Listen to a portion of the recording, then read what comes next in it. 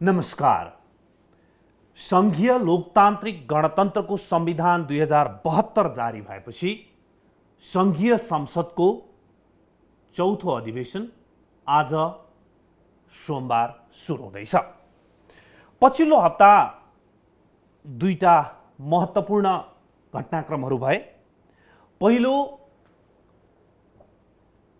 62-63 को लोकतान्त्रिक आन्दोलनको वैशाख 11 गते हामीले सम्झना गर्यौं।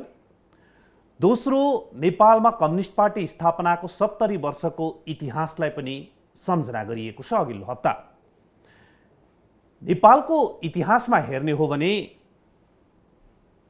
कम्युनिस्ट पार्टी यति धेरै जनमत सहित यति बलियो सरकार सञ्चालन गरिरहेको यो पहिलो पटक हो। संघीय लोकतान्त्रिक गणतन्त्रको संविधान, यो संविधानले आत्मसात गरेको विषय र यो संविधानले जनतालाई डेलिभरी दिन भनेको विषय, यसको कुरा गर्ने हो भने यो संविधानलाई अक्षरशः पालना गर्न सकियो भने त्यसले धेरै हदसम्म सकारात्मक सन्देश दिन्छ। तर अहिले परिस्थिति कस्तो छ भने संविधानमाथि दक्षिणपन्थी कोणको कुरा गरौँ, राजा ज्ञानेन्द्र अथवा राप्रपा कमल थापाको पार्टीले भएन, हामी मान्दैनौँ भनेर आन्दोलन लगायतका कुराहरू र मुभमेन्टहरू चलिरहेको छ।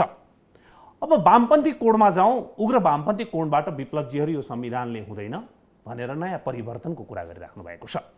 उहाँहरू दुई पक्षले यो संविधान नमानेको तर्क पनि बुझ्न सकिन्छ, किन भनिराख्नु भएको छ भनेर।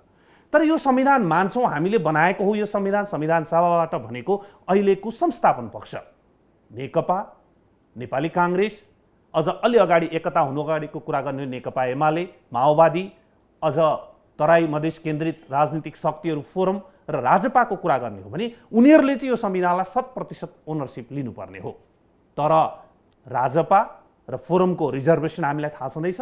नेपाली काङ्ग्रेस र नेकपाले समेत यो संविधानलाई 100% मानेर हिँडिरहेको अवस्था देखिँदैन। घटनाक्रमले आज संघीय संसदको चौथो अधिवेशनमा आइपुग्दा पब्लिकमा, जनतामा तिक्तता छाइरहेको छ। उग्र दक्षिणपन्थी कोणबाट एट्याक छ, उग्र वामपन्थी कोणबाट एट्याक छ। वर्तमान एक्जिस्टिङ संस्थापन पक्षले संविधान मानिरहेको छैन, जनतामा वितृष्णा आएको छ। अब 62-63 को परिवर्तन र यो संविधानको ओनरसिप लिइदिन्छ कसले? आजको संवादमा हामी यस विषयमा छलफल गर्ने प्रयास गर्दैछौँ। आज कुराकानीको लागि हामीसँग हुनुहुन्छ राजनीतिक विश्लेषक, अझ उहाँलाई हामीले नेपालको वामपन्थी आन्दोलनको विश्लेषक भनेर पनि चिन्न सक्छौँ, भरत दाहाल। भरतजी स्वागत छ। हजुर धन्यवाद। मेरो प्रश्नमा जानुभन्दा अगाडि तपाईँको हिजो आजको व्यस्तता अलिकति जान्न चाहेँ, केमा व्यस्त हुनुहुन्छ अहिले? म अहिले यो 10 वर्ष यता जस्तो यो 62-63 सालपछि देशको अवस्था जुन अवस्थातिर गयो र जे अनुभूति भयो मलाई, वास्तवमा यो माओवादी युद्ध अझ विशेष गरिकन 47 सालपछि घटेका केही सङ्गीन खालका घटनाहरू र त्यसले 62-63 सालपछि देखाएको जो एउटा तस्बिर, त्यो सबैलाई हेरिकन नेपालको विषयमा अब एउटा नयाँ ढङ्गको सोच नबनाइकन यो पुरानो चाहिँ तपाईँको सोचाइबाट चाहिँ देश अब पार लाग्दैन भन्ने निष्कर्ष भएपछि म 65 सालपछि म अहिले यहाँ स्थापित अवस्थामा रहेका कुनै पनि पार्टीमा छैन र अहिले 3 वर्ष अगाडि अब मेरै प्रयासमा राष्ट्रिय जागरण अभियान भन्ने एउटा संस्था बनाइयो। अब त्यसका 3-4वटा चिजहरू हामीले चाहिँ निष्कर्ष निकाल्यौँ यो पछाडिको परिस्थिति हेरेर। पहिलो कुरो, नेपालमा जो सङ्कट देखा पर्यो अहिले, यो पुरै प्रायोजित एउटा डिजाइनबाट भएको हो। यो समस्या नेपालभित्रबाट आएको होइन, विकास भएको होइन, एक। दोस्रो चिज, अब 7 साल यता हामीले जुन विचारधाराका कुरा गऱ्यौँ, दृष्टिकोणका कुरा गऱ्यौँ, आर्थिक, राजनीतिक, सामाजिक सबै क्षेत्रमा यो एकदम विशुद्ध आयातित छन्। यिनीहरूको नेपालीकरण पनि भएन, जस्ताको तस्तै यहाँ लागू गर्न खोज्यो, जसले नेपाललाई बुझ्न सकेन। दोस्रो समस्या। तेस्रो समस्या, 7 साल यताको राजनीतिक स्कुलिङले सत्तालाई चाहिँ सर्वोपरि मान्यो र दलहरूको अधिकतम लक्ष्य सत्ता प्राप्ति। सत्ता चाहिँ सुगौली सन्धिपछि कुनै न कुनै रूपमा बाहिरी शक्तिहरूको नियन्त्रणमा छ। त्यस कारणले यो प्रक्रियाभित्र मात्रै राजनीति गर्नेहरूले देश निर्माण गर्न अब सक्दैनन्। अब चौथो हाम्रो निष्कर्ष के हुन्छ भने नेपाल अहिले जुन अवस्थामा छ यो सङ्कटको अवस्था हो। यो सामान्य गत्यावरोध नभएर यो सङ्कटको अवस्था हो। यसको निकासका लागि हामी एउटा होलिस्टिक एप्रोचमा जानुपर्छ र कुनै एउटा क्षेत्रमा यसको समाधान खोजेर अब सम्भव छैन। जस्तो उदाहरणको निम्ति संविधान भन्ने संविधान त बन्यो, त्यो मात्रै होइन, अब नपत्याउँदो हिसाबले वामपन्थीहरूको 2/3 सरकार पनि बन्यो भने अब माओवादी चाहिँ युद्धमा थियो, त्यो पनि चाहिँ तपाईँको संसदीय प्रणालीमा आयो भनेपछि अब चाहेको के त? अब पनि देश यस्तो हुन्छ भने माने समस्या यो मात्रै रहेनछ, त्यो देखियो, क्लियर भयो। त्यस कारणले समस्या कहाँ छ अब त्यहाँ जाउँ। राष्ट्रलाई सर्वोपरि राखेर राष्ट्र पहिलो भन्ने एउटा सिद्धान्तको आधारमा हामीले आफ्नै मौलिकतामा, नेपालको आफ्नो मौलिकता र हाम्रो आफ्नो आवश्यकतामा यहाँका सबै जीवन पद्धतिहरूको बिचमा बहस गरौँ। हाम्रो सार्वो कुरो हो, जस्तो अब हामी किन उनले बोगाएको कुरालाई चाहिँ कपी गरेर हिँड्ने, जस्तो अब त्यहाँ सिलसिलेवार रूपमा जाउँ। हामीले 2-4 एपिसोडदेखि यो संवास कार्यक्रममा के उठाइरहेका छौँ भने यो परिवर्तन जुन 62-63 पछि भएको छ र सङ्घीय लोकतान्त्रिक गणतन्त्रको संविधान जुन 2 पटकको मेहनतले संविधान सभाबाट जारी भएको छ, यो माथि दुई कोणबाट एट्याक भइरहेछ भनेर हामीले उठाइरहेका छौँ। एउटा विप्लवजीको खुलमखुल्ला उहाँले चुनौती दिइराख्नु भएको छ, अर्को राप्रपाले पनि भनिरहेको छ, र अर्को त्यससँगै जोडिएर आउनुहुन्छ पूर्व राजा ज्ञानेन्द्र, उहाँको पनि चुनौती छ जुन मुभमेन्टले बताइरहेको छ। तर उहाँहरूको चुनौतीलाई बुझ्न सकिन्छ किन भनिराख्नु भएको छ भनेर, किनकि दुई रूपमा हुनुहुन्न। तर यहाँ भित्रको शक्तिहरूले चाहिँ यो संविधानलाई जस्ताको तस्तै पालना गर्नन्, ओनरसिप लिएनन्। त्यस कारणले अब यो संविधान र परिवर्तनमाथि सङ्कट छ भनेर हामी लगातार उठाइरहेका छौँ। यो सङ्कट तपाईँले अहिले आउनु भएको सङ्कटसँग जोडिन्छ अथवा फरक छ?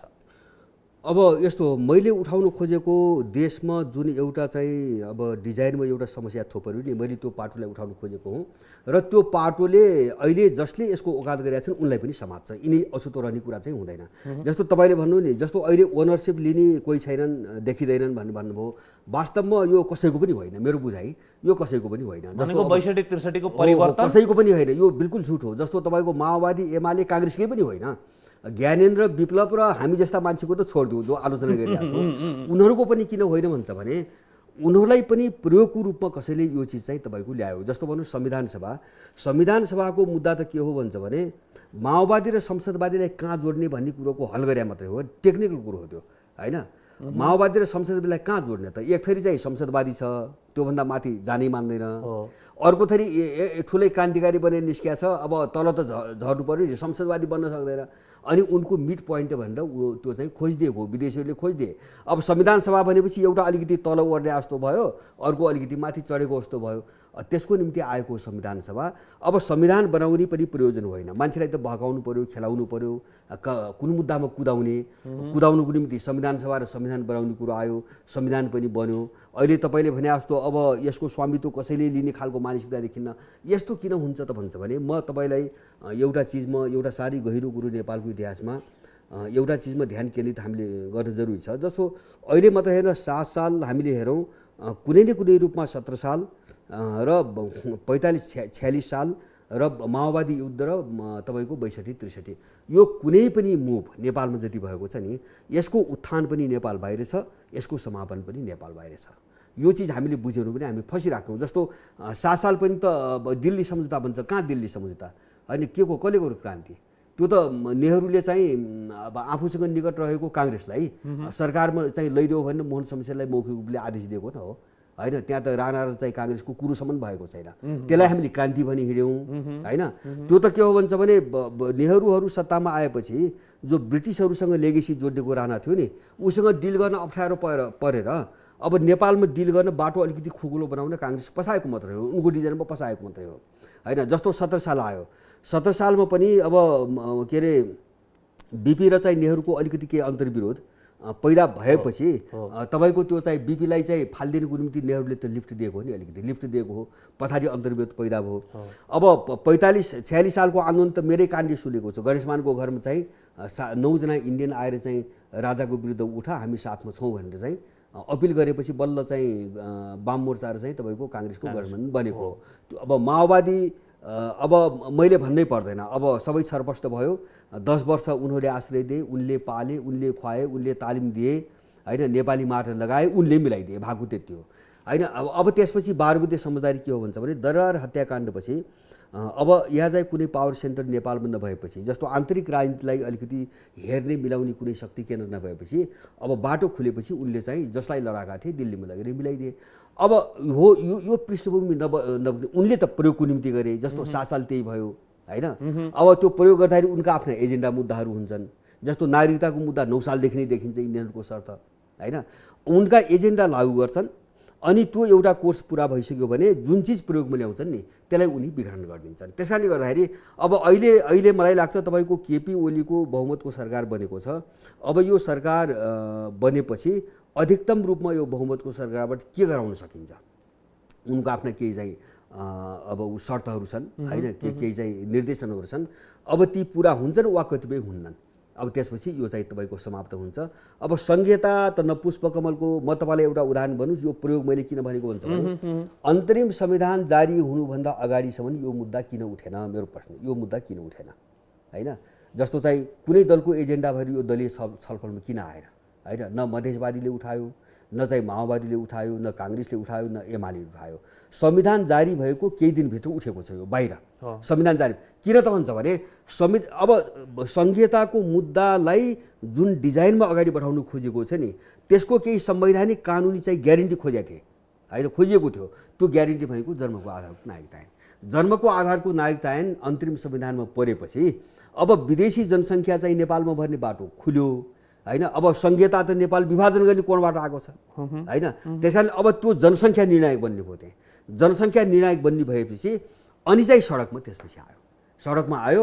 अब आएको चाहिँ तपाईँको हप्ता 10 दिन भएको थिएन अनि तपाईँको वार्ता भने गिरिजाको पालामा चाहिँ अन्तरिम संविधानमा सम्झौता गरेर हालियो। माने यो सबै यही हुँदै आएको छ। त्यस कारणले अहिले पनि हामीले के देख्छौँ हुन्छ भने 2/3 बहुमतको सरकार छ। यस्तो लज्जाजनक स्थिति छ। माने 2/3 बहुमतको सरकार त अब काम के त भन्छ भने विदेशीलाई नागरिकता, बस त्योभन्दा कुनै कामै छैन। देश बनाउनु पनि छैन होइन, सुशासन कायम गर्नु पनि छैन होइन, उनको कुनै लक्ष्य उद्देश्य पनि छैन। अब विदेशीलाई नागरिकता दिने त्यति। अब यसको एउटा सवाल भयो। त्यसमा हामीले 7 सालमा पनि क्रान्ति गऱ्यौँ भन्यौँ होइन, 45-46मा नि क्रान्ति गऱ्यौँ भन्यौँ, 62-63मा नि क्रान्ति गऱ्यौँ भन्यौँ, तर हामीले क्रान्ति गरेकै रहेनछौँ। हो, छैन, एकदम झुट। बाबा हामी त्यही अल्मलिएका छौँ। जस्तो 7 साललाई त एकतरी भन्नेले बाटो महेन्द्रले कु गरिदिए भने, ल 46 सालको परिवर्तन कसले कु गरिदियो?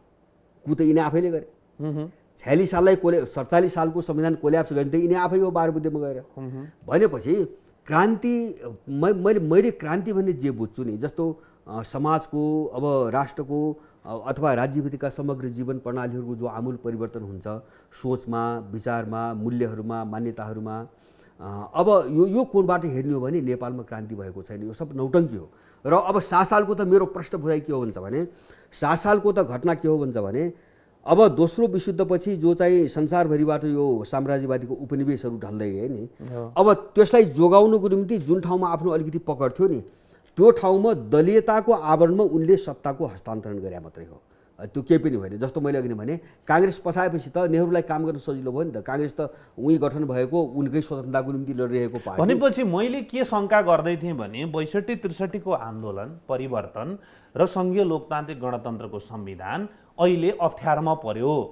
विभिन्न कोणबाट एट्याक हुन थाल्यो र स्वयं मान्छु भन्नेले पनि यसलाई मानेनन्। त्यसकारण यो अप्ठ्यारोमा पर्यो भनेको त विगत 7 सालदेखिको सबै क्रान्तिकै निरन्तरता मात्रै पो रहेछ त। यो अप्ठ्यारो नयाँ कुरा होइन रहेछ। नयाँ हो, नयाँ होइन। यो त रूपमा यो नयाँ छ। मैले 7 सालदेखि जुन प्रयोगशाला बनाइयो नि नेपाललाई, कहिले सानो स्केलमा, कहिले एउटा रूपमा, कहिले अर्को रूपमा जो देखाइयो त्यसको प्रयोग हो। 63 सालपछिको अवस्था, यो संविधान पनि त्यसको प्रयोग हो। र अब उनीहरूको निम्ति त प्रयोग हो भन्नुहोस् न। अब प्रयोग मात्रै हो। अर्काको देशको मामिला, मैले विदेशीको कुरा गर्दैछु, अर्काको देशको मामिला उनको निम्ति सबै एजेन्डा प्रयोग हो। अब यो संविधानबाट अथवा चाहिँ यो दलीय समीकरण कम्पोजिसनबाट उनले अधिकतम रूपमा गराउन सकिने कुरा के हो, उनको आफ्नो हिसाब किताब छ। त्यो जति हुन्छ हुन्न चाहिँ तपाईँको त्यसपछि अथवा भइसके पनि नभए पनि उनले यसलाई विघटन गर्छन्। किन गर्छन् भन्छ भने फेरि अर्को खेल त खेल्नु पर्यो नि। जस्तो यो त निरन्तर उनको चलिरहेको छ। त अब जस्तो तपाईँको के अरे संविधान जारी हुनुभन्दा अगाडि जुन खालका मुद्दा थिए नि, अहिले एकदम नयाँ खालका मुद्दाहरू छन्। जस्तो यही नागरिकताको मुद्दाले संविधान जारी हुनुभन्दा अगाडि किन गाँजेन? किन हुन्छ भने त्यो बेलासम्म संविधान नै एउटा प्रयोग थियो, संविधान निर्माण गर्ने मुद्दा नै एउटा प्रयोग थियो होइन। अब त्यो च्याप्टर बन्द भयो र हिजोका मुद्दाहरू पनि बन्द भए। संविधान जारी हुनुभन्दा अगाडि जे मुद्दा थिए तिनी मुद्दा बन्द भए। अब चाहिँ यो प्रयोगलाई अगाडि बढाउन अर्को मुद्दा आयो। अब मेरो दुईटा प्रश्न रह्यो सँगसँगै, यहीसँग जोडिएकोले मैले क्रस गरेर गरिहालेँ। दुईटा प्रश्न के रह्यो भने 7 साल र 45-46 साल पछिको परिवर्तनको जुन विघटन भयो त्यसको नजिरले यो 62-63 को परिवर्तनको अब के देख्दै हुनुहुन्छ प्रक्षेपण, राजनीतिक प्रक्षेपण? एउटा सवाल त्यो रह्यो। अर्को सवाल के रह्यो भन्दाखेरि चाहिँ यो प्रयोग जुन यहाँले भनिराख्नु भएको छ नि 7 सालदेखि उसले आफ्नो एजेन्डा ल्याउँछ, हामीलाई राजनीतिक आन्दोलन गराउँछ, हामी पनि गरे जस्तो गर्छौँ, हाम्रा दललाई प्रयोग गर्छ, हो त हाम्रो नेतृत्व अगाडि छ भनेपछि हामी जनता पनि हाम्रै हो भनेर लाग्छौँ। तर उसले आफ्नो उपाध्येता सकेपछि फेरि त्यसलाई कोर्स करेक्सन अथवा कोर्स चेन्जमा लान्छ भन्दैछौँ नि, त्यो चरण कहिलेसम्म रहन्छ नेपालमा? हो, यो हो महत्त्वपूर्ण प्रश्न यही हो। जस्तो तपाईँले अघि नै उठाएको जस्तो अब यो कहाँ जाला त, जस्तो 62-63 पछि विगतको नजिरले के भन्छ? नजिर हेर्दाखेरि कहाँ जाला त भन्दाखेरि जस्तो यो कस्तो हुन्छ भने, जस्तो पहिलेदेखि मैले यसलाई मेरो भाषामा नव औपनिवेशिकताको उत्कर्ष भनेको छु मैले 12 बुद्धे 62-63 साललाई। माने सुगौली सन्धिपछि जो चाहिँ एउटा झन्डै एक खालको चाहिँ औपनिवेशिकता कायम भयो नेपालमा राज्य प्रणालीमा, अब त्यसको क्लाइमेक्स हो तपाईँको 62-63 साल 12 बुद्धे समझदारी। अब त्यसले अब त्यो क्लाइमेक्स हो भनेपछि त्यसले दुईवटा कुरा भन्छ, उत्कर्ष भन्ने दुईवटा कुरा भन्छ। अब या त नेपाल चाहिँ यो समस्याबाट सुगौली सन्धि यताको 200 वर्षको जो चाहिँ एउटा दासत्व छ, या त यो प्रक्रियाबाट सधैँको निम्ति मुक्त हुने अब चरणतिर अब गयो। एउटा लक्षण त्यो हो। अर्को लक्षण, यदि हामी त्यो सकेनौँ र यो राजनीतिलाई हामीले बुझेनौँ भने नेपाल चाहिँ दुर्घटनामा पर्छ, नेपाल कोल्याप्स हुने सम्भावना छ। र अब त्यो स्थिति किन आयो त, अहिले किन आयो त भन्छ भने नहुन सक्थ्यो, अझै केही चाहिँ यही ढङ्गले जान सक्थ्यो। जस्तो 7 सालदेखि चल्दै आयो नि, अब आफ्नो कन्ट्रोलमा राख्ने, यहाँबाट फाइदा लिने, उठाउने, विकास पनि हुन नदिने, स्वतन्त्र पनि हुन नदिने खालको जान सक्थ्यो। तर चाहिँ उत्कर्षमा किन पुग्यो त भन्छ भने यो अहिले पछिल्लो यो शताब्दीपछि सुरु भएको जो चाहिँ ग्लोबल जो ध्रुवीकरण छ नि, यो ध्रुवीकरणले नेपाललाई त्यो दिशातिर लग्नुपर्ने चाहिँ आवश्यकता महसुस भयो। जस्तो मैले भने अहिले विश्वव्यापी रूपमा जो सभ्यताको नाममा अथवा चाहिँ बजारको नाममा र एउटा पोलिटिकल पावरको नाममा जो ध्रुवीकरण लडाइँ चलिरहेको छ नि, होइन बाहिर देखिँदाखेरि चाहिँ अर्थतन्त्रमा चीन भर्सेस अमेरिका भनेर हामीले हेरिरहेछौँ। अब विभिन्न तत्त्वहरू छन् यसभित्र जोडिएका। त्यस्तै चाहिँ पावर सेन्टर पनि मैले के देख्छु भन्छ भने अमेरिकाको जस्तो राष्ट्रपति तपाईँको एकदम चाहिँ तपाईँको कस्तो न कस्तो तामझाम गर्दै चाहिँ भेट्नको निम्ति उत्तर कोरियाको नेतासँग भेट्न सिङ्गापुर भियतनाम आउँछ भने ऊ त धेरै गिरेको हो। होइन, अमेरिकनहरूले जसले उत्तर कोरियनलाई मान्छे गर्दैनथे, अब उसँग वार्ता गर्नुको निम्ति दौडेर यहाँ आउनुपर्छ 2 पटक। भने उनको पावर कति चाहिँ ह्रास आइरहेछ, होइन, ग्लोबल पावरमा कति ह्रास आइरहेछ त्यस्तो देखाइरहेछ। र अर्कोतिर अब सिभिलाइजेसनको सङ्घर्ष वार हुन्छ भने उनी आफैले गरेका घोषणा, हन्टिङटनले 93 मा गरेको घोषणाहरू त्यो अनुसार उनी ठुलो एउटा अरू सभ्यतामाथि आक्रमण निरन्तर आछन्। यो जसरी चर्किँदै गयो नि विश्वभरि, र यो तिनै क्षेत्रको जो शक्ति हो नि, त्यो चाहिँ एसियाली शक्तिहरूले अथवा गैर पश्चिमी शक्तिहरूको हातमा जो चाहिँ अब केन्द्रित हुँदै आयो नि, यसबाट जो भय उत्पन्न भयो नि पश्चिमाहरूमा, हो त्यो भय त्यसबाट जोगिनको निम्ति विशेष गरिकन अहिले चाहिँ दुनियाँलाई उनको विपरीत पोलबाट नेतृत्व गरिरहेको जो चीन छ नि, अब यसलाई चाहिँ रोक्न, यसलाई कमजोर बनाउन अथवा विभाजन गर्न, यसलाई अघि बढ्न नदिनको निम्ति उनले टोटल जो रणनीति बनाएका छन् त्यसको एउटा पोइन्ट हो नेपाल। मेरो भनाइ त्यो त्यसको एउटा पोइन्ट हो नेपाल। किनभने अब चीनको सबभन्दा कमजोर कडी चाहिँ तिब्बत हो, होइन, सधैँभरि उठाएको मुद्दा। अब तिब्बतमा प्रवेश गर्ने सबैभन्दा सजिला नाका, धेरै नाका नेपालमा छन्। अब नेपालमा चाहिँ 30-40 हजार तिब्बती शरणार्थी छन् र दलाइ लामा उनीहरूको हातमा छन्। अब त्यसपछि थप यसमा उनलाई प्लस पोइन्ट के हो, दुईवटा अरू हुन्छ भने नेपाल चाहिँ सधैँभरि इन्डियाको डोमिनेसनमा चाहिँ बाँच्दै आएको राज्य भयो, होइन, सुगौली सन्धिपछि। त्यस कारणले इन्डिया मार्फत नेपाललाई प्रयोग गर्न सजिलो छ। र पाँचौँ कुरो, यहाँको दलीय राजनीति यस्तो भयो कि मेरो भाषामा त मलाई कि यी सबै विदेशीका जगेडा शक्ति हुन्, यो नेपालको निम्ति कुनै पनि दल यहाँ छैन।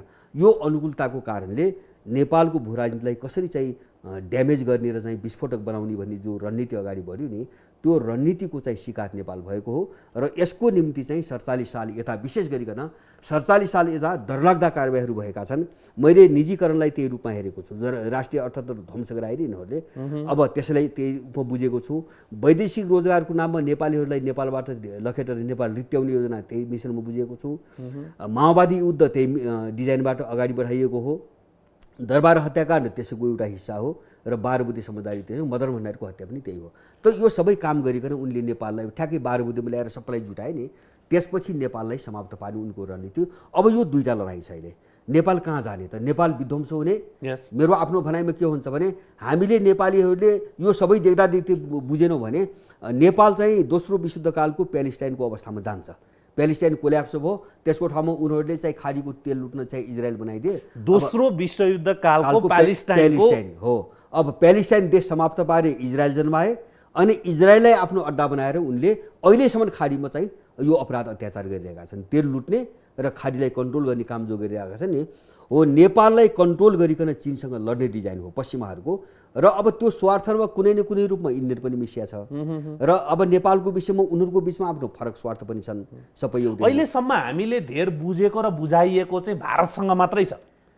भारतसँग भारतीय विस्तारवाद भनिएको छ, भारतले हस्तक्षेप गर्यो भनिएको छ, भारतले प्रायोजित रूपमा नागरिकताको लागि यहाँ चाहिँ हस्तक्षेप गर्यो भनिएको छ। यो कुरालाई धेर बुझाइएको छ। तर अहिले जुन हाम्रो परराष्ट्र मन्त्री अमेरिकाको विदेश मन्त्रीसँग भेटेर आएको अवस्था, त्यसपछि अस्ट्रेलियाको विदेश मन्त्री आएको अवस्था, अथवा चाहिँ युको अहिलेको अध्यक्ष राष्ट्र चाहिँ अस्ट्रियाका के भन्छ अध्यक्ष आएको अवस्था, अथवा जापानको विदेश मन्त्री नेपाल पठाएको अवस्था, यो जम्मै चिज र इन्डियाले जसरी चाहिँ अहिले आफ्नो चीनले जसरी आफ्नो रणनीतिमा नेपाललाई राख्नको लागि अहिले बिआरआईसम्मको हाम्रो राष्ट्रपति अहिले विदेशमै हुन्छ, त्योसम्मको अवस्था, अनि इन्डियाको आफ्नो अवस्था हेर्दा जुन हामी अहिले पछिल्लो कालमा अलिअलि आँखा खोल्दैछ नेपालीको कि हामी रणनीतिक रूपमा विश्व र मञ्चको चाहिँ अखडा बन्न लागेका छौँ भन्ने कुरा जुन खुल्दैछ, यो चाहिँ यहाँले के भन्दै हुनुहुन्छ भने यो आजको क्रिएसनै होइन, यो विगतदेखिको निरन्तरताको अहिले विस्फोटक चरणमा आइपुगेको हो भन्दै हुनुहुन्छ।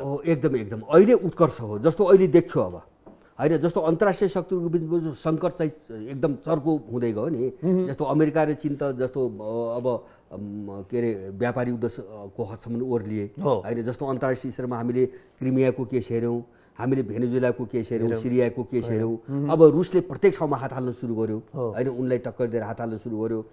अब यो सबै हेर्दाखेरि के यो विश्व चाहिँ जो ध्रुवीकरण जो सङ्घर्ष चलिरहेछ नि, यसको केन्द्रबिन्दु अहिले नेपाल हो। किन भन्छ भने त्यसको एउटा लिडर चीन हो। मैले भन्नु खोजेँ है, उनीहरूको शत्रुको रूपमा सबभन्दा ठुलो लिडर चीन छ। त्यस कारणले नेपाल नै उनको निम्ति सबभन्दा महत्त्वपूर्ण पोइन्ट हो। यद्यपि अरू पनि गरेका छन् उनीहरूले, जस्तो उइगुरको कुरा सुन्छौँ, जस्तो अफगानिस्तानमा बसेर चाहिँ त्यहाँबाट चाइनाको वाच गरिरहेछन्, जस्तो भारतसँग चाहिँ 2004 मा परमाणु प्रतिरक्षा सम्झौता गरेका छ अमेरिकाले। त्यसपछि तपाईँको साउथ चाइना सी, अब कोरिया प्रकरण, त्यसपछि इन्डो पेसिफिक अब रणनीतिको कुरा भयो। त्यो मात्रै होइन, अब दक्षिण एसिया र चाहिँ आसियानलाई जोड्नको निम्ति यिनले बिमस्टेकको अर्को रणनीति ल्याए। यो सबै उनले तयारी गरेका छ, तर अन्तबाट हुँदैन। मैले भन्नु खोजेको अन्तबाट उनले चाहेको काम हुँदैन, त्यो नेपालबाट मात्रै हुनसक्छ। नेपाल प्रयोग गर्न त्यति सजिलो छ उनको निम्ति अनुकूल। अब यसमा तपाईँले भने एउटा चिज के स्पष्ट हुन्छ भने अब हामीलाई हाम्रो अगाडि देखिने उनको रणनीति बोकेर आउने पनि इन्डियनहरू, आफ्नो रणनीति बोकेर आउनु पनि इन्डियनहरू। त्यस कारणले हामीलाई के परिरहेछ भन्छ भने इन्डियन नै हो भनी परिरहेछहरू हो पनि, त्यो सत्य हो फेरि। तर उनीहरूलाई सधैँभरि पश्चिमाहरूले प्रयोग गरिरहेछ। हिजोसम्म स्थिति के थियो भन्छ भने जस्तो इन्डियन आँखाबाट हेर्ने भने एउटा कहावत छ नि नेपालमा, उनले इन्डिया आँखा त होइन, आँखा त उनका आफ्ना थिए, तर इन्डिया माध्यमबाट उनीहरू खेल्थे। किनभने इन्डियनहरू चीनको स्थायी प्रतिस्पर्धी, उनले त्यहाँ प्रयोग गरिरहेछ इन्डियालाई। इन्डिया चाहिँ तपाईँको चीनको स्थायी प्रतिस्पर्धी होइन। चीनलाई चाहिँ ढालेर आफू चाहिँ तपाईँको सुपर पावर बन्ने उसको चाहिँ तपाईँको सपना हो, त्यो सपनालाई उनले प्रयोग गरिरहेछ।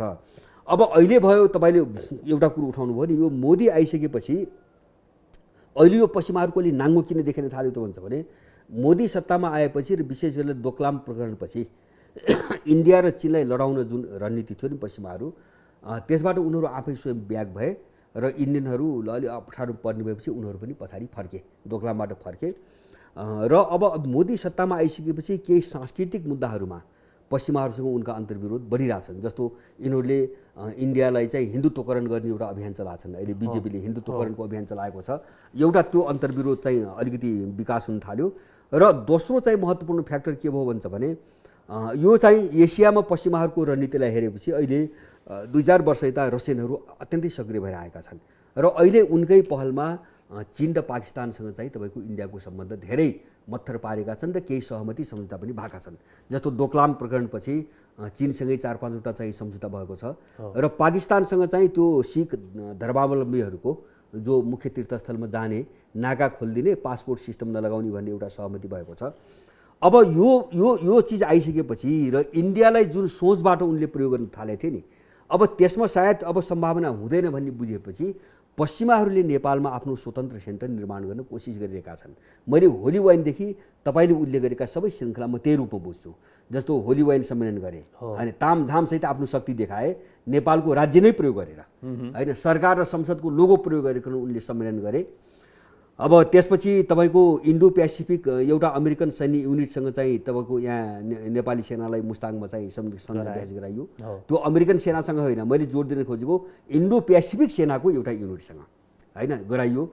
प्रदीप गेवालीको अमेरिका भ्रमण भयो, उनले यहाँ आएर सबै कुरो लुकाएका थिए, त अमेरिकनहरूले सबै कुरो खोले। इन्डो पेसिफिकमा संलग्नतादेखि लिएर धेरै चाहिँ त्यहाँ उत्तर कोरियामाथिको नाकाबन्दीसम्मका कुराहरू त्यहाँ भएका रहेछन्। अब त्यो उनले कोसिस गरे। अनि त्यस पछाडि के अरे चाहिँ अमेरिकनहरूलाई नन एराइभल भिसा चाहिँ तपाईँको 6 महिनाको निम्ति बढाइयो, वृद्धि गरियो। अनि त्यसपछि तिब्बतीयनहरूको कार्यक्रममा अहिलेसम्म चाहिँ हुन नसकेको एउटा चाहिँ काम के भन्छ भने अमेरिकन र ब्रिटिस राजदूत गएर उपस्थित भए होइन, कार्यक्रममा जान दिइयो। अनि त्यसपछि के गरियो भन्छ भने नेपालका तिब्बतीहरूलाई चाहिँ तपाईँको सहयोग गर्ने भनेर अब अमेरिकाले चाहिँ निर्णय गर्यो, यही बेला निर्णय गर्यो। लगायत धेरै कुराहरू यहाँ भए। अब यो नेपालको विषयमा अमेरिकन राजदूत र चिनिया राजदूत खुल्लमखुल्ला बोलिरहेका छन्। दोहोरो वार छ, वार जस्तो छ। जस्तो चिनिया लगानी चाहिँ ऋणको पासो हो भन्यो अमेरिकन राजदूतले भन्यो, त्यसको चाहिँ तपाईँको के अरे चिनिया राजदूतले खण्डन गर्नु पर्यो भनेपछि अब यो दोहोरो चाहिँ एकदम उग्र भएर विषय चाहिँ हाम्रो, फेरि विषय हाम्रो, मुद्दा हाम्रो, बोल्ने उनीहरू। अब तर यसमा एउटा अन्तर के हुन्छ भने अब चिनियाहरू चाहिँ प्रतिरक्षात्मक हिसाबले अगाडि आए पछाडि, अब यो पछिल्लो कालमा किन अब यो सबै निशाना त उनीहरू छ, त्यो त उनी बुझेको छ नि। नेपाल मात्रै होइन, यसको निशाना हामी पनि हो भन्ने बुझेपछि उनी प्रतिरक्षाको रूपमा सक्रिय भएर आए। तर पनि कुनै पनि विदेशी सक्रिय हुनु त हाम्रो निम्ति राम्रो त होइन होइन। त्यो बढ्दै हो भने चाहिँ हाम्रो हैसियत त सबै समाप्त हुन्छ। अब खेल त उनको मात्रै हुने भयो होइन। अब फेरि अब अघिको कुरामा यहाँले कहाँ पुग्नु भएको थियो भन्दा नेपाल त कोल्याप्स हुन्छ भन्ने चरणमा पुग्नु भएको थियो। विगतको नजिरलाई हेर्ने हो भने अब 62-63 पछिको परिवर्तन पछाडिको यो जम्मै ओनरसिप लिने मान्छे पनि नभइसकेपछि के हुन्छ भन्दा हामी कोल्याप्सको चरणतिर पुग्छौँ विगतको नजिरलाई हेर्ने हो भने भन्ने कुरा हो।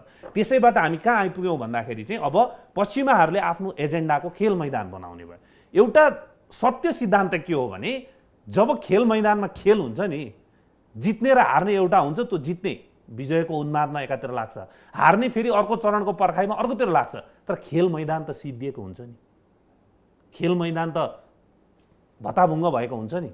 त्यो स्थितिमा हामी छौँ नेपाल।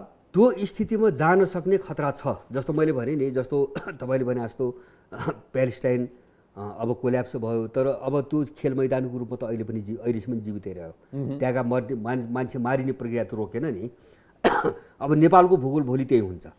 तर अब यहाँनिर एउटा चाहिँ राम्रो पाटो, राम्रो पक्ष एउटा मैले देखेको के हो भन्छ भने अहिले यो चाहिँ नेपालभित्रको जो चाहिँ भूराजनीतिक सङ्कटको कारणले यहाँभित्र जो अन्तर्राष्ट्रिय शक्ति सन्तुलन बन्यो पछिल्लो कालमा, यो शक्ति सन्तुलनले नेपाललाई केही समय सुरक्षित राख्छ।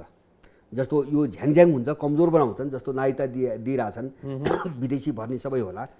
तर यो चाहिँ केही समय रहन्छ, केही समय चाहिँ यताउति हुँदैन भन्ने मलाई किन लाग्छ भन्छ भने अब नेपालको भूराजनीतिबाट पछि जो हट्छ नि, उनीहरू पनि कहाँ फसे त अब समस्या भने जो यिनी त्रिपक्षीय शक्ति इन्डियन, पश्चिमा र चाइनिजहरूमध्ये अब जो पछि हट्छ, मलाई लाग्छ उसको चाहिँ तपाईँको जीवनको पनि निर्णय हुन्छ। अब यहीबाट हुन्छ नेपालबाट।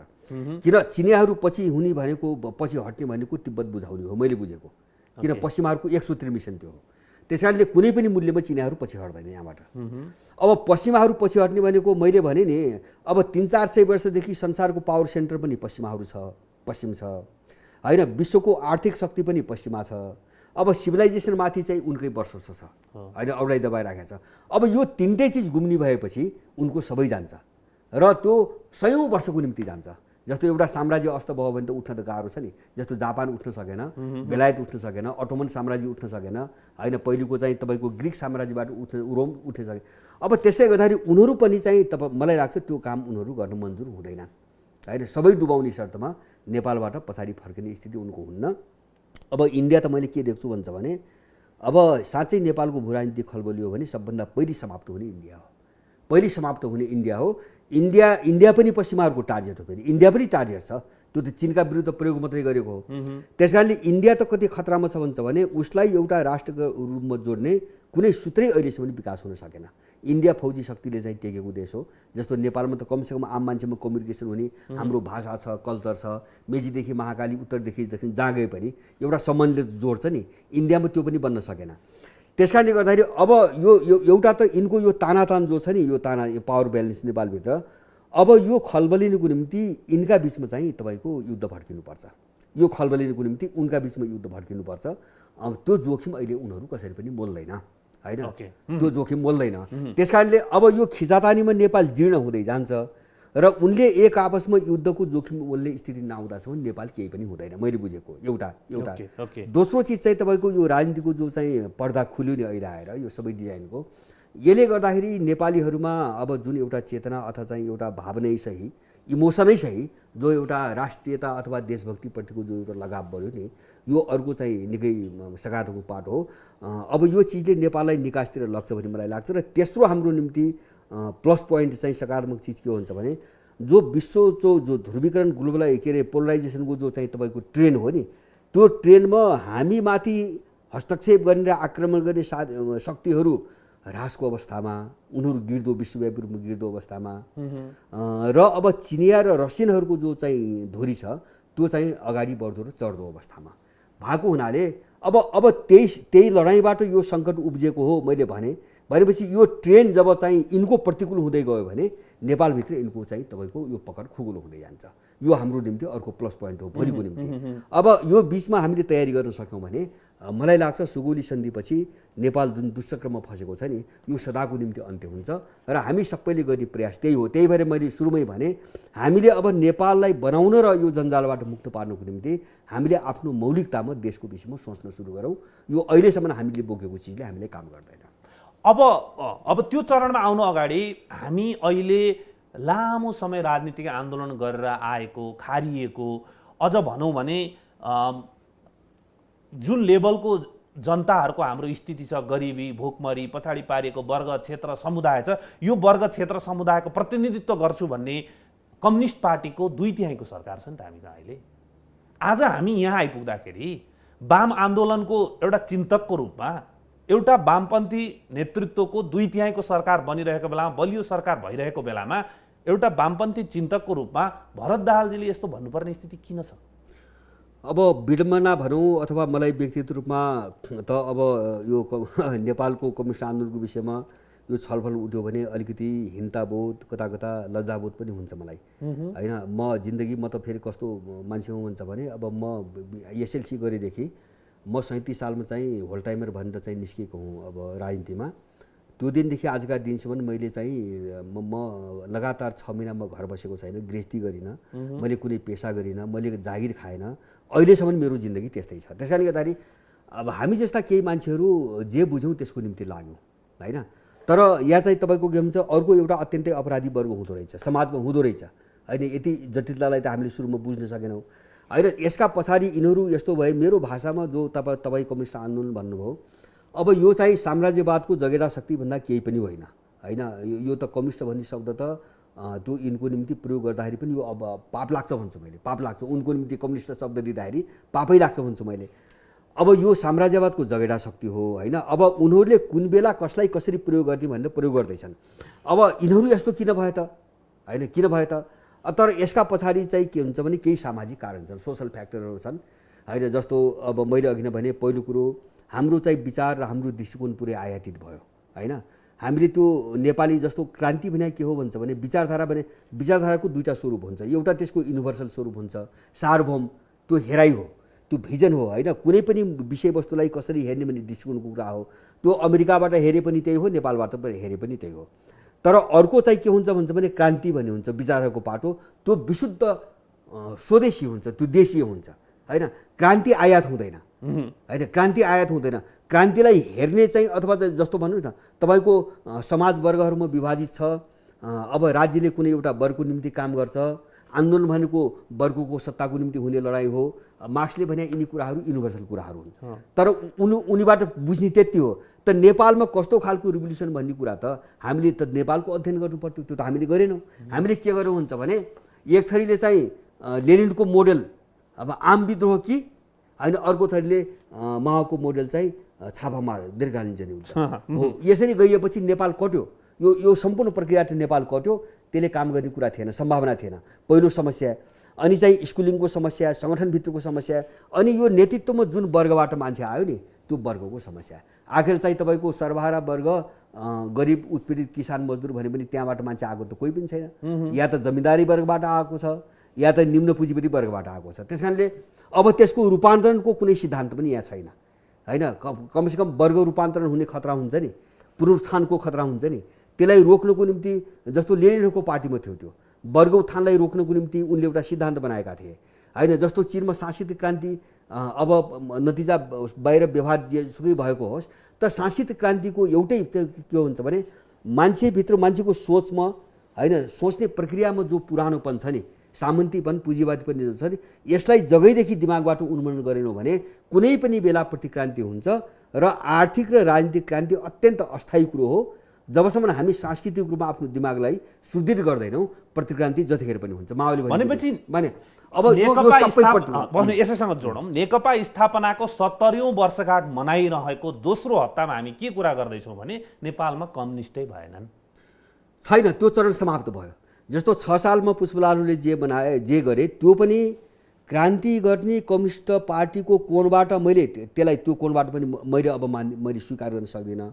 तर मार्क्सवादको प्रचार प्रसारको निम्ति त्यसको महत्त्वपूर्ण भूमिका रह्यो।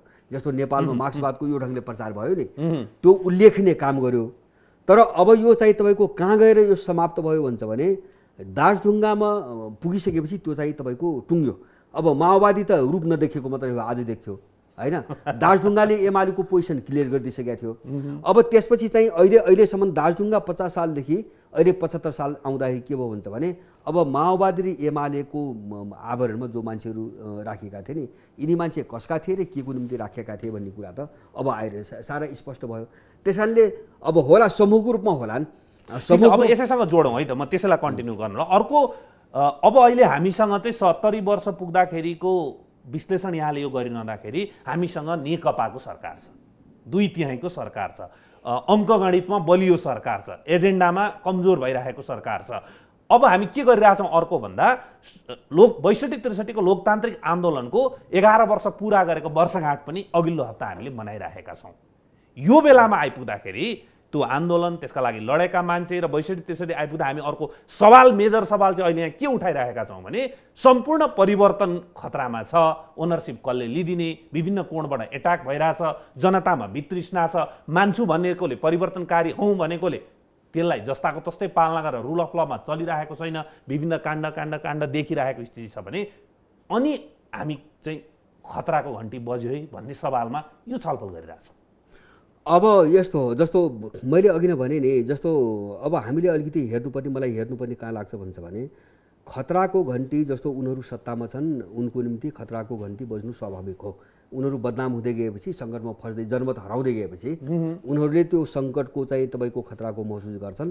तर त्यो खतराको अनुभूति उनीहरूलाई यो अहिले चलिरहेको सिस्टम जान्छ कि भन्ने कोणबाट होइन कि होइन, आफ्नो वर्चस्व र चाहिँ तपाईँको जो प्रभुत्व छ नि यो अब अन्त्य हुन्छ भन्ने कोणबाट उनीहरू चाहिँ तर्सिरहेका छन् होइन। जस्तो त्यो त्रास देखिन्छ नि, तपाईँको ज्ञानेन्द्रले कतै मन्दिरमा चाहिँ एउटा घन्टा हल्लायो भनेपछि तपाईँको यहाँ बैठकै बस्छ, यिनीहरूको बैठकै बस्छ, यहाँ दमाहा बज्छ, ज्ञानेन्द्रले घन्टा हल्लाउँदा यहाँ दमाहा बज्छ भनेपछि हालत त्यस्तो छ। अब उनको जग कस्तो छ, कति कमजोर छ भने त त्यहीबाट बुझाउँछ। अब उनीहरूको चाहिँ आफ्नो चाहिँ पतन अब समाप्ति हुन्छ कि भन्ने कोणबाट उनमा एउटा त्रास फैलिएको छ।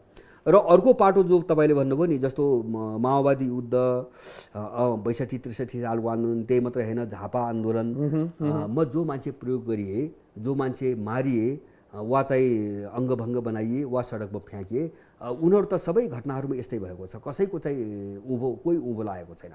जस्तो केही वर्ष अगाडि चाहिँ हामीले सायद सबैले पढ्यौँ होला, झापा आन्दोलनमा केपी ओली, मोहनचन्द्र अधिकारीहरूसँग काँध मिलाएर हिँड्ने एकजना वृद्ध मलाई खाना लाउन समेत सकेन, मेरो छोरालाई एउटा पिउनको जागिर देऊ भनेर माग्दाखेरि यिनले पार्टी कार्यालयबाट हप्काएर लखेटेपछि चाहिँ झुन्डिएर चाहिँ त्यही मरेको। बल्खु पार्टी कार्यालयमै झापाका राजवंशी त्यो दुर्दशा त हामीले हेरिरहेको छौँ नि त होइन। अनि चाहिँ माओवादीको हेर्नुहोस्, तिनी लड्ने मान्छेहरू जो मर्ने मरे, अब जो बाँच्नेहरू हुन् नि, जसलाई चाहिँ क्यान्टोनमेन्टले राखेर अथवा चाहिँ त्योभन्दा पहिले बाहिर राखेर जति मान्छेलाई चाहिँ तपाईँको प्रयोग गर्यो तिनी कहाँ छ त? तिनी मान्छे खाडी छ, मलेसिया छ, जो यहाँ बाँकी छ त्यो चाहिँ तपाईँको शरीरमा गोली लिएर चाहिँ बसेको छ, अस्पतालमा औषधि गर्न सकेर रोइरहेको छ होइन, सडकमा कोही चोरी गरिरहेछ, डकैती गरिरहेछ, अपराध गरिरहेछ। भनेपछि अब सधैँ हुँदै आएको छ, एक कालखण्डमा मात्रै हो कि सबै हो। त्यही भएर मैले नि पार्टी नेतृत्व गर्ने मान्छेहरूको जो अपराध मनोवृत्ति त्यो मानसिकतै अपराधी खालको छ, जो एउटा स्कुलिङको कारणले पनि त्यस्तो भयो र परिवेशको कारणले पनि त्यस्तो भयो।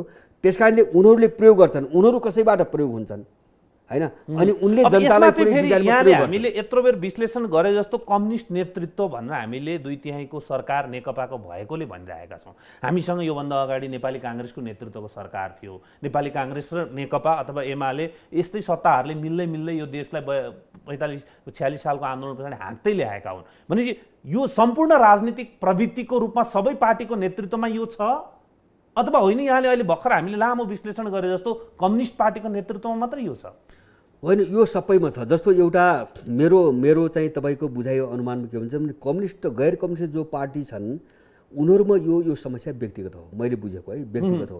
जो अब स्वघोषित कम्युनिस्ट छन् नि उनीहरूभित्र यो समस्या संस्थागत हो होइन। अब किन संस्थागत हो त भन्छ भने त्यहाँ चाहिँ तपाईँको जस्तो काङ्ग्रेसको अथवा चाहिँ राप्रपा अथवा चाहिँ अरू दल छन् नि उनको जस्तो चाहिँ त्यो सङ्गठनात्मक प्रणालीभित्र व्यक्तिको अधिकार हुँदैन। यहाँ चाहिँ तपाईँको नेतृत्व स्थापनाको नाममा विभिन्न बहाना बनाएर सबैलाई चाहिँ तपाईँको दास र एउटा चौकीदार बनाएर राखेको हुन्छ।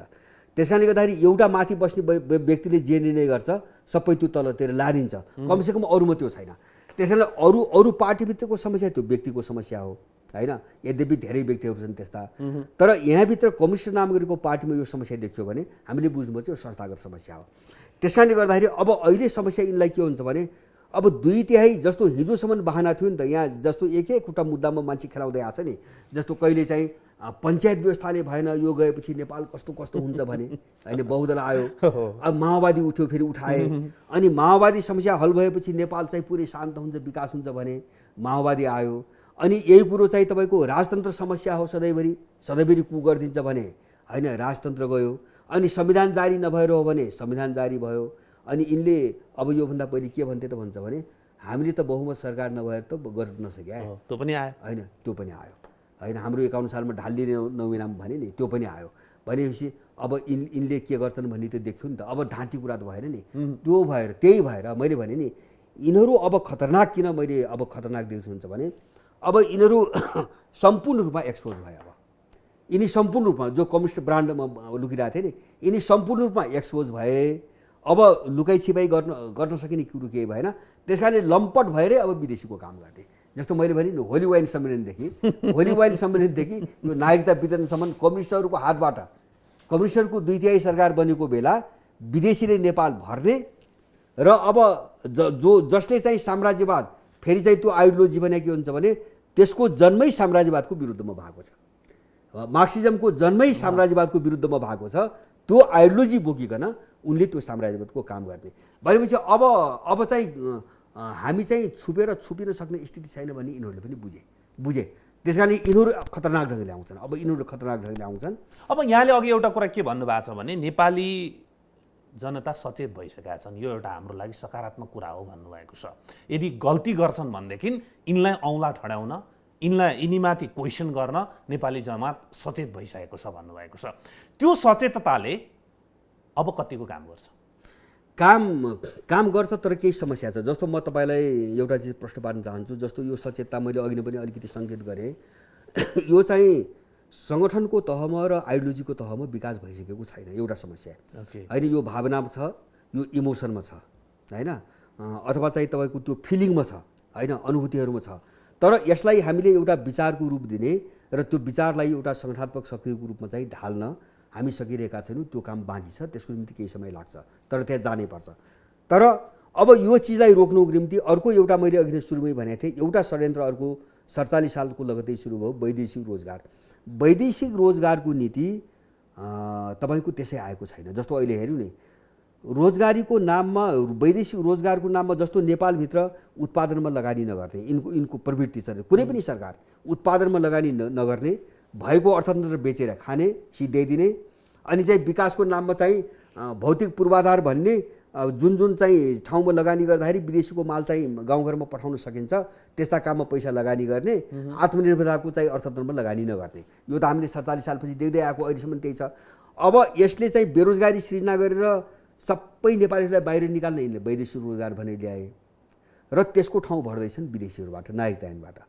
त्यो एउटा एकदम डिजाइनमा छ, नेपालबाट नेपालीहरूलाई खाली गरिदिने र विदेशी भर्ने। अब यो नागरिकताको चरणको परिपत्रबाट नागरिकता बाँड्ने उत्कर्षमा आइपुग्दा तपाईँको भनाइमा कसरी भयो? कतै हामी यो सम्पूर्ण अहिलेको परिवर्तित 62-63 पछिको परिवर्तित व्यवस्था संविधान कोल्याप्सको चरणमा त पुग्दै छैनौँ? तपाईँको भनाइलाई म त्यसरी बुझौँ। हो, कोल्याप्स हो, यो अन्तिम। मैले अघि नै भने नि, मैले जस्तो यिनीहरूले जति प्रयोग गर्न सक्छन् नि, अब यो अन्तिम हो, यो अन्तिम प्रयोग होइन।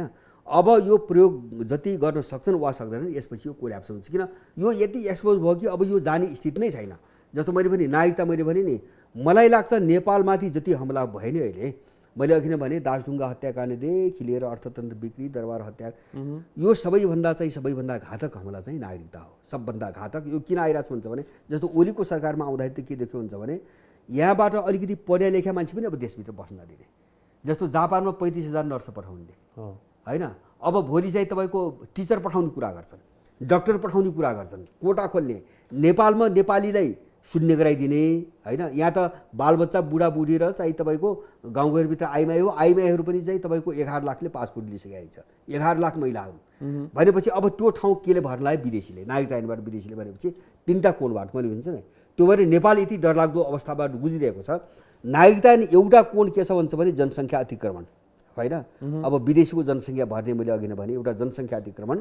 त्यसका पछाडिको एउटै चाहिँ पछाडिको मिसन हो होला। त्यसमा इन्डियनको नेपाललाई चाहिँ खाने चाहिँ सोच होला, पश्चिमाहरूको बेग्लै होला, बेग्लै। तर त्यसको के हुन्छ भने, एउटा महत्त्वपूर्ण मुद्दा चीनसँग लड्नको निम्ति, तिब्बतको मुद्दामा लड्नको निम्ति यहाँ विदेशी फौज बनाउने योजना अगाडि बढेको छ। त्यसको निम्ति नागरिकता बाँडिँदैछ। र यो मात्रै होइन, जन्मको आधारको नागरिकताले त अब तिब्बतीले पनि पाउँछ, भुटानीले पनि पाउँछ, रोहिङ्गाले पनि पाउँछ। त्यो मात्रै होइन, अब यहाँ कति आएर राखेका छन् उनीहरू सबैले पाउने भए, किन जन्मको आधार त पाउने भयो नि। यो मुद्दा चाहिँ राष्ट्रसङ्घका निकायले 2 वर्ष अगाडि उठाइसकेका छ। तिब्बतीले मुद्दा नागरिकता पाउनुपर्छ भन्ने उठाइसकेका छ। अब त्यो सुरु हुनेवाला छ, यो टुङ्गिने बित्तिकै त्यो सुरु हुन्छ। अब नेपाल चाहिँ तपाईँको इन्डियन, तिब्बतीहरू होइन, अब चाहिँ रोहिङ्गाहरू, बर्मेलीहरू को छन्, अब उनको देश हुने भयो। नेपाली यहाँबाट सबै निस्कने भए, एउटा त्यो डिजाइन। अब त्यसलाई अनुकूल बनाउन अर्को चाहिँ निशाना के हो भन्छ भने, महिलाहरूसँग जोडेर महिलाहरूको चाहिँ मनोविज्ञानलाई चाहिँ ब्ल्याकमेलिङ गरेर होइन। जस्तो लोग्नेको पहिचान खोल्न नपर्ने गरी जो नागरिकता दिने भन्ने कुरा छ नि, त्यो अरू केही छैन। मैले चाहिँ यहाँ चाहिँ आइमाईहरू, यहाँका महिलाहरू जुन समस्याबाट गुज्रिया छन्, अब तिनी समस्या फुगाउनुपर्छ। तिनी सानातिना समस्या हुन्, कानुन बनाउन सकिन्छ, नियम बनाउन सकिन्छ। तर कुरो कहाँ छ भन्छ भने, नेपालको पारिवारिक र सामाजिक संरचनालाई समाप्त पार्ने डिजाइन हो यो होइन। जस्तो तपाईँको हाम्रो कल्चर के हो भन्छ भने, कल्चर है, यद्यपि कतिले मान्छ कतिले मानेको छैन, बेग्लै कुरा। तर जनजातिदेखि लिएर तपाईँको खसहरूसम्म सबैमा हाम्रो कल्चर हेर्नुहोस्, मातृसत्ता प्रधान कल्चर हो हाम्रो परम्परा संस्कार। जस्तो चाहिँ शक्तिको देवी भने हामी कालीलाई पुज्छौँ, लक्ष्मीकी देवी भने चाहिँ धनकी देवी भने हामी लक्ष्मीलाई पुज्छौँ, विद्याकी देवी भने कहीँ पनि पुरुष चाहिँ सेन्टरमा छैन, नेपालको परम्परामा सेन्टरमा छैन। अब यिनीहरूले बाबुको पहिचान खोल्न नपर्ने गरी भनेपछि त नेपालका महिलाहरूलाई त अब बजारको वस्तु बनाउने कुरो ल्याए होइन। अब लोग्नेको पहिचान खोल्न नपाएपछि त अब नेपालका महिला त लोग्ने मान्छे भयो, अब लोग्ने चाहिएन होइन। अब लोग्ने मात्रै भएपछि अब उनको सबै अधिकार बहाली हुन्छ भन्ने ठाउँमा गएपछि पारिवारिक सब हाम्रो त एक निष्ठतामा चलेको परिवार हो होइन। विवाह गर्दाखेरि चाहिँ त्यही त राज्यले म्यानेज गर्न नसक्ने तर आमाको नाममा नागरिकता दिने कुरामा निषेध गर्ने, यो कुरा पनि त मान्न सकिँदैन होला नि। म्यानेज गरे भयो नि त। आमा म्यानेज गर्नुपर्छ, जस्तो केही अपवाद हुन्छ आमाको नामबाट दिनुपर्छ, यो चाहिँ भेदभाव राख्नुपर्छ भन्न खोजेको होइन। तर चाहिँ भन्न खोजेको के हुन्छ भने, लोग्नेको अथवा चाहिँ बच्चाहरूको बाबुको चाहिँ तपाईँको पहिचान खोल्न नपर्ने गरी भने के त्यो होइन। हामीले यसैको अर्थ बुझौँ, मैले लोग्नेको पहिचान हुँदैन होइन। जस्तो भए पनि लोग्नेको पहिचान त हुन्छ नि त।